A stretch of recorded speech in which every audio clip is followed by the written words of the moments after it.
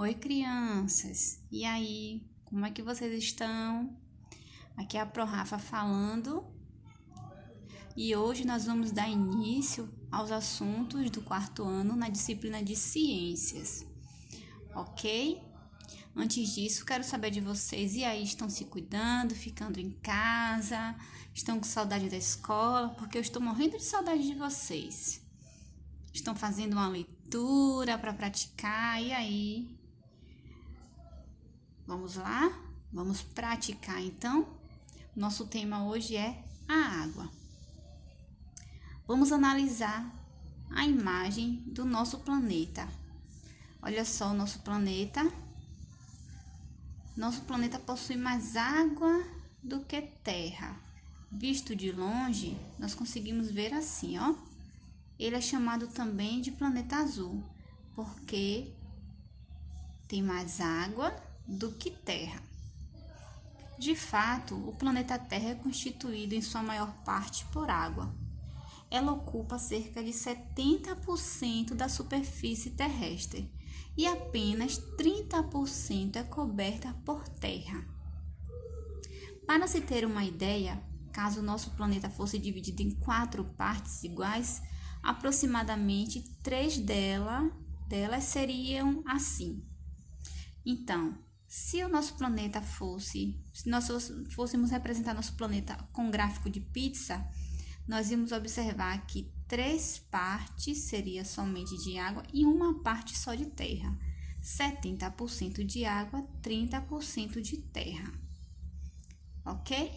Apesar de toda essa abundância, a água própria para o consumo humano se restringe a uma pequena porção, pois aproximadamente 97% da água do planeta é salgada, encontrando-se nos oceanos e mares, e apenas 3% corresponde à água doce, que se encontra nas geleiras, nos lençóis de água subterrâneos, nos rios e nos lagos. Então, apesar de tanta água que a gente consegue ver aqui, olha só, apenas 3% dessa corresponde à água doce.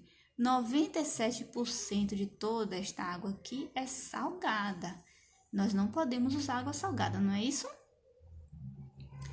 Então, e além desses 3% aí ser doce, que é potável, aliás, que é própria para uso, nem toda essa água é potável. O que é uma água potável? Uma água que se dê para utilizar. Vamos lá? Propriedades da água. A água, quando está em suas condições naturais, ou seja, uma água limpa, potável, ela possui as seguintes propriedades. Ela é incolor porque não tem cor. Ela é inodora porque não tem cheiro. E ela é insípida porque não tem sabor. Então, uma água em condições naturais, ela não tem cor, não tem cheiro e não tem sabor. Se a água tiver cheiro, ela não é potável, não é própria para uso. Se ela tem cheiro, ela também não é própria para uso. E se ela tem sabor, também não. Além das propriedades, a água também é capaz de dissolver outras substâncias. Dizemos então que a água é um solvente. Podem ser substâncias sólidas como o sal e o açúcar ou líquidas como o álcool e o vinagre. Então, a água é um solvente por quê? Se eu colocar algo dentro da água, por exemplo, açúcar, mexer o açúcar vai sumir, ela vai dissolver o açúcar. O sal também e outros componentes líquidos, como o vinagre, se eu colocar, eu não vou conseguir mais diferenciar a água do vinagre. A gente só vai enxergar a água. Se beber que vai sentir o gosto do vinagre, não é isso?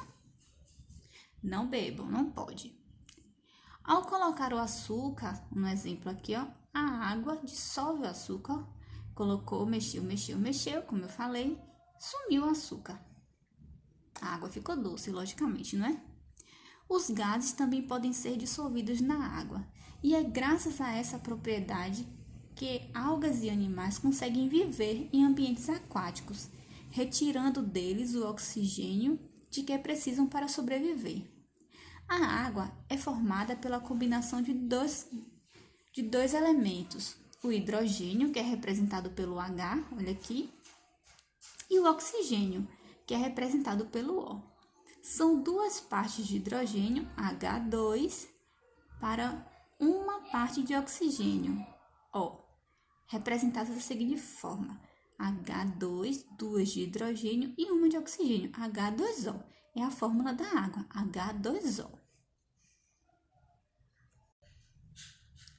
Estados físicos da água. A água pode ser encontrada em 3 estados diferentes: sólido, líquido e gasoso. A água das chuvas, dos rios, dos lagos e dos mares e que sai das torneiras de nossa casa se encontra no estado líquido, ou seja, líquido. A gente consegue, mexer, movimentar. Se eu colocar numa garrafa e sacudir, eu vou sentir lá a garrafinha, não é o barulho da água, ela está no estado líquido. Aquela que sai do chuveiro, que sai da torneira, também está no estado líquido. O gelo representa a água no estado sólido e é sempre encontrado em lugares em que há neve ou que ocorrem chuvas de granizo, pedaços de gelo. Então, o gelo é água no estado sólido, empedrado. Faz assim, o gelo não é duro, está empedrado, está congelado. É água no estado sólido. Nós podemos encontrar nas geleiras, nas chuvas de granizo, não é isso? Neve.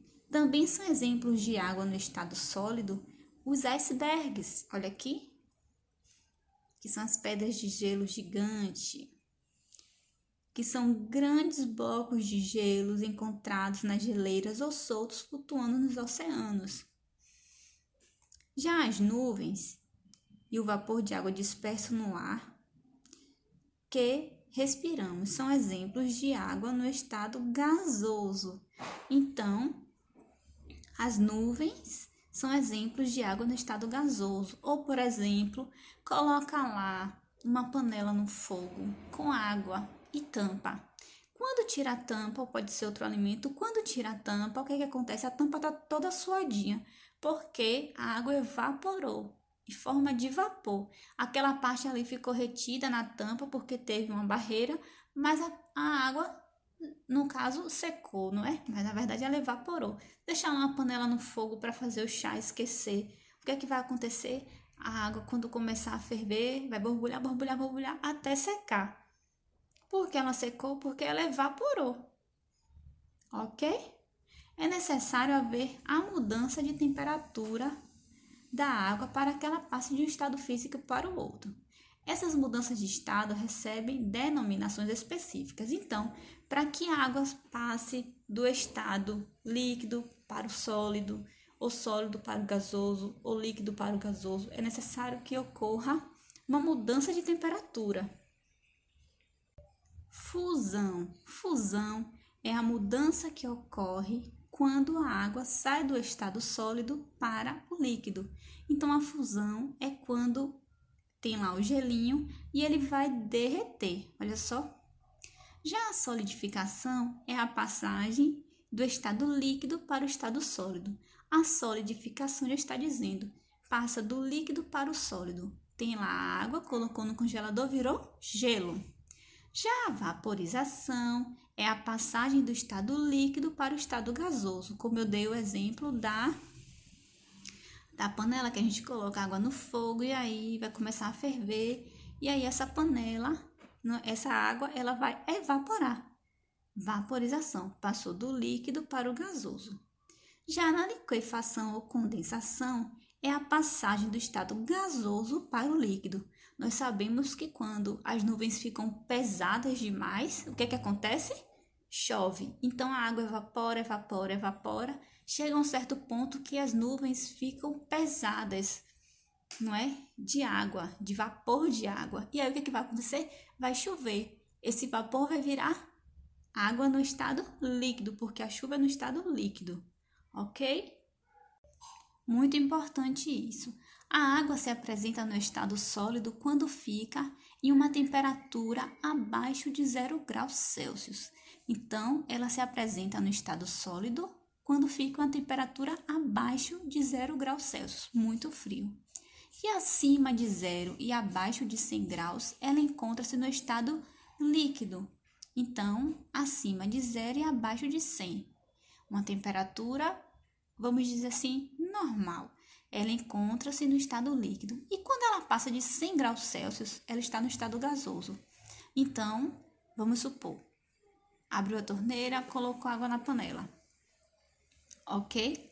E aí esta água está fria, né? Ela está acima de 0 e abaixo de 100. Quando ela começar a ferver, que evaporar, ela vai passar de 100 graus. Aí ela vai evaporar e vai para o estado gasoso. Então, nós temos aqui, olha só, fusão, solidificação, vaporização e liquefação.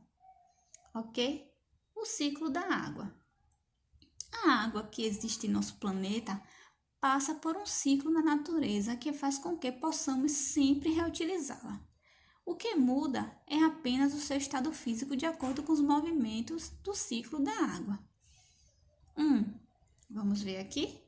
Com a evaporação da água que está na superfície dos rios, mares e oceanos, a partir do calor do sol e da respiração e transpiração dos seres vivos, que liberam água presente em seu organismo, ocorre a formação do vapor de água concentrado no ar da atmosfera. 2. Quando se resfria, o vapor se transforma em minúsculas gotas de água que formam as nuvens. 3. O vapor de água vai se condensando nas nuvens, deixando-as cada vez mais concentradas, até que ocorra a precipitação, isto é, começa a chover. E 4.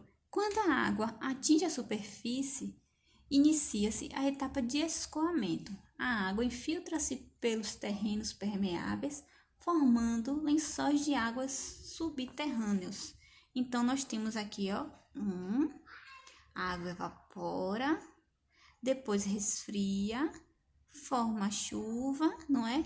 E aí penetra no solo e forma os lençóis subterrâneos, chamados lençóis freáticos.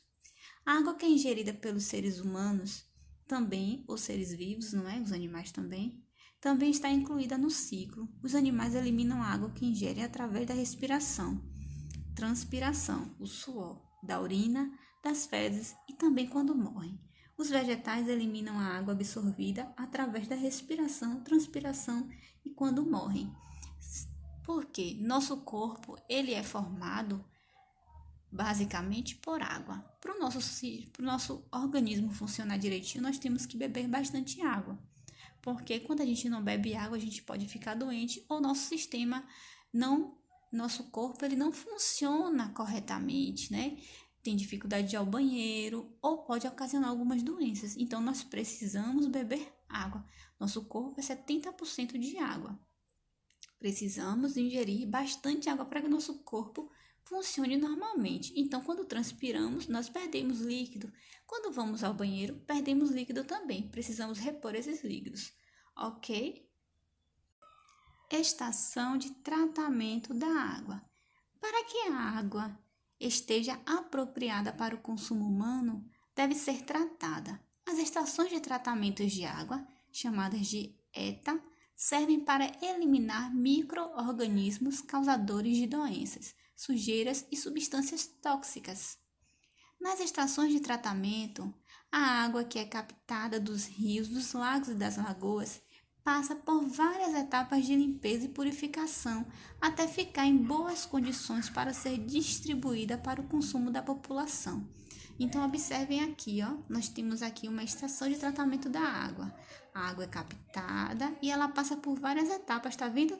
Para tirar as impurezas da água, para que ela, ó, fique limpinha e possa ser mandada para as nossas casas, ok? Então, mesmo sendo uma água potável, porque este rio aqui precisa estar com água limpa para poder ser captada. Mesmo sendo uma água limpa e potável, ela passa por várias fases de tratamento para poder ser mandada para nossa casa, ok?